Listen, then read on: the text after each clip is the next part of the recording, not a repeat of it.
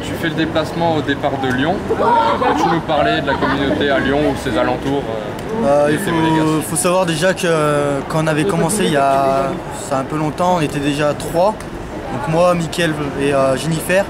Après, c'est sûr qu'il y a des antennes qui sont créées. Et aujourd'hui, on a eu la chance d'être venu avec Monégo Burgundy. Et d'ailleurs, je tiens à en profiter pour féliciter tous les présidents de toutes les antennes de France. Grâce à eux, on peut se déplacer, venir au Stade Louis II et même à l'extérieur. Et une petite anecdote en tant que supporter dans les tribunes, un match, quelque chose qui t'a marqué en tant que supporter? Ligue des Champions 2003-2004, inoubliable. Voilà. Après, il faut savoir que depuis 1995, je supporte l'ASM. Et pour moi, chaque moment est magique. Et un mot pour les joueurs, les supporters pour finir? Lâchez rien, peu importe dans quelle région vous vous trouvez, soyez toujours derrière le club. C'est vrai qu'on a une mauvaise réputation par rapport au Stade Louis II, mais si les gens verraient le nombre de personnes qu'on est dans toute la France, je pense que ça en ferait peut-être plus d'un. Et c'est pour ça qu'à chaque fois sur RMC, ça parle de Monaco. Moi, j'hésite pas à intervenir et à aller rappeler que dans toute la France, on est très très nombreux à représenter nos couleurs. Voilà, et avec fierté. Voilà, merci beaucoup. Ouais, merci à toi. Merci. Alors, comment se sent le groupe après ces quelques années d'absence, on va dire?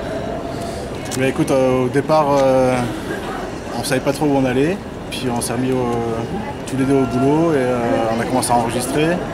Ça s'est bien passé. Et, au bout d'un moment, l'envie de reprendre la scène nous a repris. Donc on a remonté le groupe et avec la sortie de l'album, ça nous a donné un bon coup de boost pour repartir. On est super bien là, comme à l'époque. D'accord. Ouais, c'est quelque chose qui s'est enchaîné vraiment très naturellement. On a fait notre album, on ne savait pas quoi en faire, finalement on a commercialisé et tout s'enchaîne très bien. Pouvez-vous nous parler du succès qu'a eu le titre Rouge et Blanc, que tous les supporters monégasques sont dans la tête, quoi. Donc, un petit mot là-dessus. Rouge et Blanc, à la base, c'était vraiment une histoire de cœur pour faire quelque chose pour le club qu'on supportait par rapport à notre art qu'on pratiquait tous les jours. Donc, c'est venu naturellement en fait, de faire Rouge et Blanc, c'est venu naturellement et la chanson, notre fierté c'est que la chanson a été acceptée par les supporters et c'est ce qui nous fait vraiment le plus plaisir. Donc je suppose que l'AS Monaco c'est encore toute votre vie, voilà, quelque chose à dire là-dessus. Enfin, pour vous c'est quoi l'AS Monaco?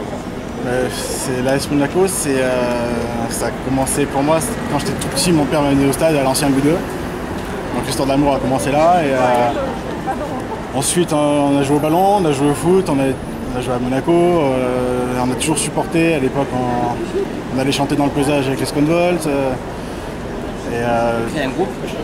On a créé un groupe de supporters. Monaco, c'est ça, c'est le cœur. C'est tous les matins, tu allumes ton ordinateur, tu mets les sites des supporters, tu es à l'affût de chaque info. Et voilà, ce qui est bien pour nous maintenant, c'est qu'avec le nouveau repreneur, on sait qu'on va retrouver nos couleurs et ça fait plaisir à tout le monde. Après le coup de sifflet final, avant de descendre en Ligue 2 contre Lyon, quels ont été vos sentiments et est-ce que vous avez relativisé après? Moi j'ai pleuré. J'avais tellement de peine que j'ai pleuré, j'étais pas bien. Et finalement après ce que je me suis dit c'est bon, on va faire une année en Ligue 2 puis on va remonter. On en fait une deuxième et bon là c'est bien parti pour remonter. J'espère qu'on ne connaîtra plus jamais ça dans notre vie de supporter. Oui, c'est vraiment, moi je pense que c'est un bien pour un mal en fait. C'est-à-dire, c'était un rebond. Depuis 2004, après Ligue des Champions, on a des joueurs qui sont arrivés, des joueurs qui sont partis, personne n'avait l'amour du maillot. Il y a des choses qui sont faites à l'intérieur du club qu'on ne saura jamais. Et je pense que cette descente a permis justement cette restructuration et elle va faire du bien. Donc c'est vraiment un nouveau départ. Donc finalement, c'est pas si mal que ça. Tous les supporters aimeraient réentendre le titre Rouge et Blanc Louis II. Est-ce que vous pensez qu'un jour ça sera possible ou alors un nouveau hymne, on va dire, pour l'AS Monaco?